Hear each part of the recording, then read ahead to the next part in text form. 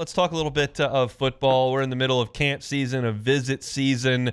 But the class right now for 2026, which all signs in December of 2025, is light on numbers. Are you concerned about that at all? No, because this is when it picks up. Last weekend was their first big weekend of official visitors. Now, a little concerning that they didn't pick up anything last week with all the big-name guys and frankly, the wonderful words that me and the Tiger Bait crew heard from these guys from their camp. I was a little disappointed to see that, there wasn't anything pop off last weekend. However, they have a very strong class, a very top-heavy class right now, and in 8 weeks, it's going to look a lot different. And that really is going to continue this weekend with more official visits. And, oh, boy, a ton of 7-on-7 talent will be on campus tomorrow. So, and I'll be out there, and we'll be seeing who's there. So my only guess is that a lot more guys are getting more organized, and they're not wanting to make an early decision just because they get, one offer that they like or whatever. They're trying to be more organized and see what cards they're dealt, especially with this, the NIL landscape of everything. Now that they get money on the table, they're just trying to be a little more organized. But no, I'm not too worried.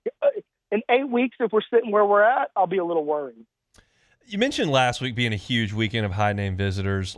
Is there one of those guys you feel best about, whether it's Bowe Bentley at quarterback, whether it's Emmanuel Iheanacho at offensive line, maybe Zayden Crimpin at offensive line? I know there were some big names on campus. Is there one that you kind of got eyes on over the next couple of weeks?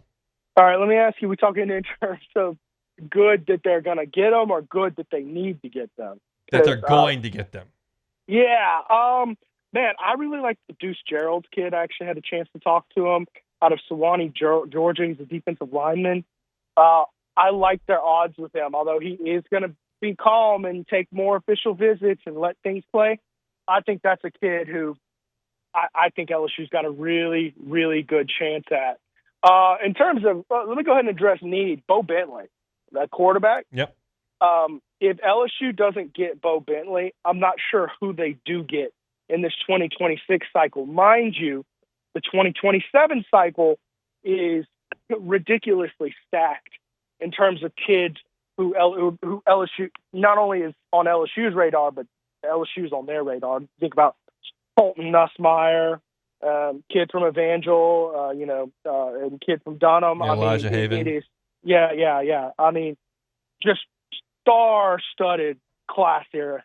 Peyton Houston, it's just a big class next year. So you have to wonder, okay, if you remember the class before Leonard Fournette, they didn't take a running back, right?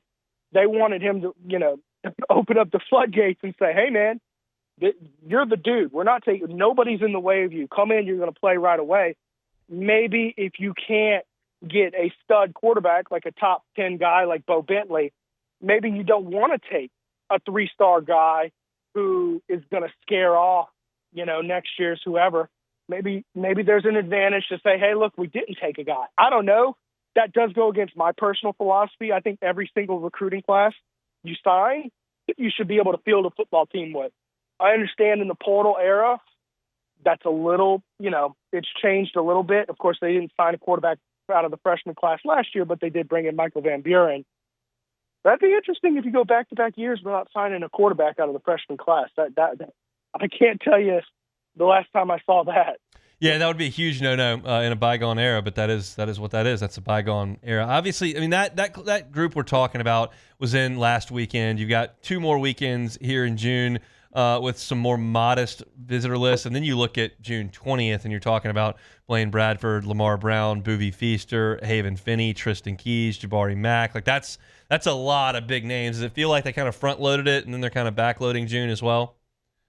Yeah, but mind you, even though there's not going to be a ton of officials in between those two, it's going to be a lot of unofficials. So you're going to get a lot of kids on campus tomorrow. They're coming, with their teams and stuff for 7-on-7. You're going to get a lot of kids there taking visits in an unofficial capacity.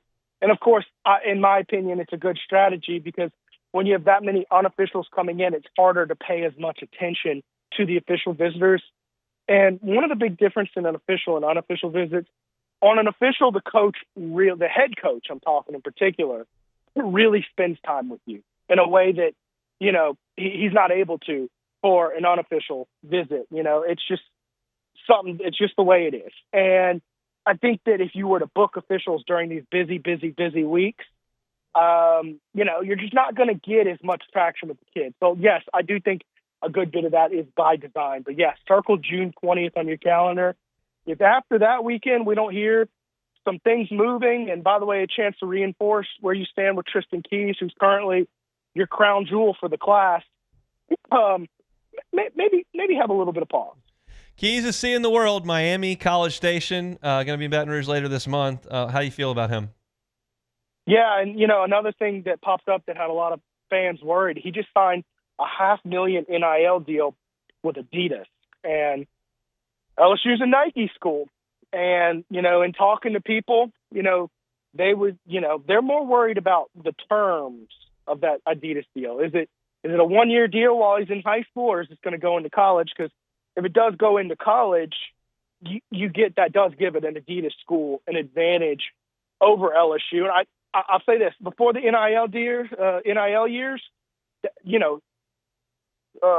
schools with Adidas deals lined up were a little harder to recruit kids than schools who didn't have Adidas deals for LSU. I don't want to speak to the specifics on that or anything, but just basically, it just makes life a little harder when you're not aligned with the person who your athlete is aligned with. So that's a little concerning, but I've been working some, sources behind the scenes, and a lot of people who know LSU's not overly concerned about it. And a lot of people are like, well, he's taking all these official visits. Well, I mean, that's called being intelligent. I mean, if you're a young kid with all these, paid for trips to go see the world coming at you, why are you turning these things down? You don't turn them down. That's silly.